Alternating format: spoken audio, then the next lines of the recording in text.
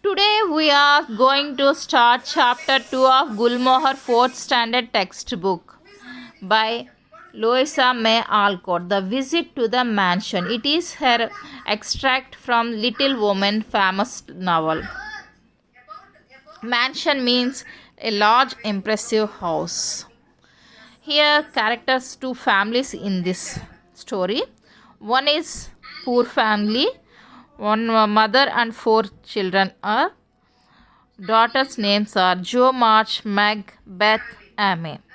And in rich family, one grandfather and one grandson. Grandfather's name is Mr. Lawrence and grandson's name is Laurie. Jo March sometimes stood before her old brown house and looked at the stately mansion of the Lawrence. She knew that only Mr. Lawrence and his grandson Laurie lived there. But to her the mansion seemed to be an enchanted place, filled with delightful things. One snowy afternoon, Jo saw Mr. Lawrence drive off. She set out towards the mansion and looked around. It was completely quiet. Suddenly, she spotted a curly head leaning against a desk at the upper window.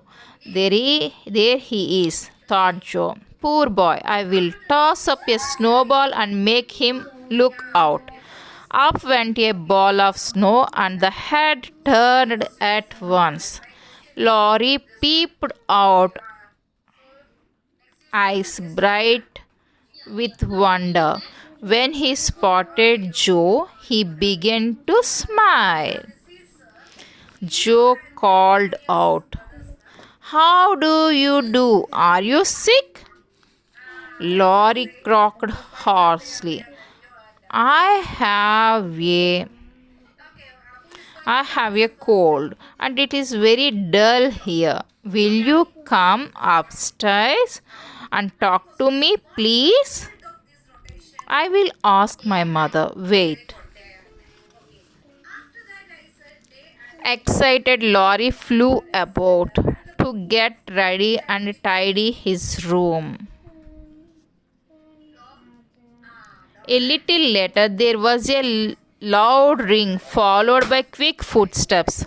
Then there was a knock on his door, and Jo appeared. She was carrying a covered dish in one hand and three kittens in the other. Here I am, said briskly. Mother sent her love, Meg sent some her delicious blancmange, and Beth thought her cats would comforting. I knew you had laughed at them, but I could not refuse. The kittens turned out to be just the thing as Laurie started laughing over them and soon grew cheerful. That looks too pretty to eat, he said, smiling as Jo showed him the blancmange. It is soft and will slip down without hurting your sore throat, said Jo. How kind you are, said Laurie. Now please take big chair and let me do something to entertain you. No, you should rest. Shall I read to you? Asked Jo, looking at some books nearby. I have read all of them, and if you don't mind, I had like to talk, answered Laurie. Not a bit, Beth says. I keep talking all day and never know when to stop. Is Beth the rosy one who sometimes goes out with little basket? Asked Laurie with interest. Yes, that's Beth. The pretty one is Meg and the curly haired one is Amy. I believe Laurie paused. He then added shyly. I often hear you talking to each other sometimes when I see you all sitting around the table with your mother. It's like looking at a picture. Laurie poked the fire to hide the sudden trembling of his lips. Jo was touched. While he was unwell and lonely, she was happy at home with her mother and sisters. You could just come and visit us, she said gently. Mother would be glad to welcome you, and you will have jolly times with my sisters and me. Won't you, Grandpa, let you? I think he would. If I asked, he is very kind. But he thinks I might disturb strangers, and said Laurie.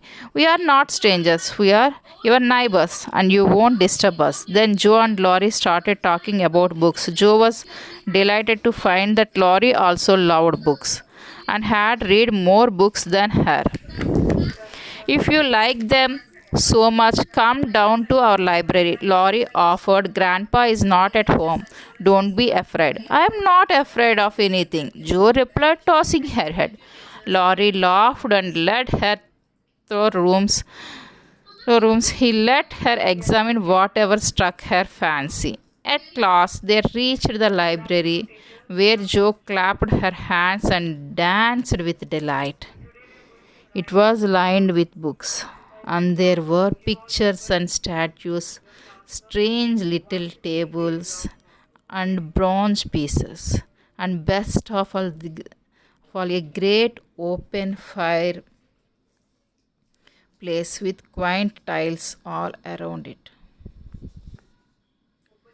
What richness, said Joe. Said Joe, sinking into a chair and gazing around her. Therefore, Lawrence, you should be the happiest boy in the world. No one can live on books, said Laurie, shaking his head as he perched on a table. Just then a bell rang and Joe flew up alarmed. Is your grandpa? What shall I do?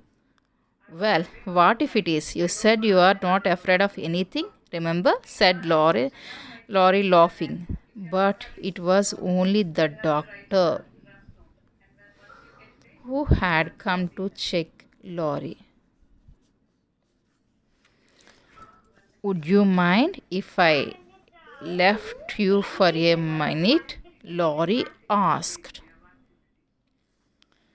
Jo shook her head and went off to look at a portrait of old Mr. Lawrence. She was still standing before the portrait when the door opened again. Joe did not turn as he said, I won't be afraid of your grandpa. He looks stern, but he has kind eyes, and I like him. Thank you, ma'am, said a gruff voice behind her.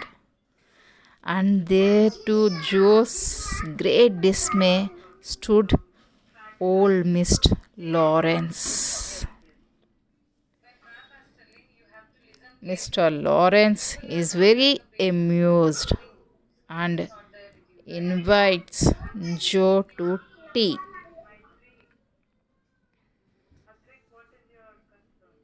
There, as Joe and Laurie talk merrily, Mr. Lawrence realizes how lonely Laurie had been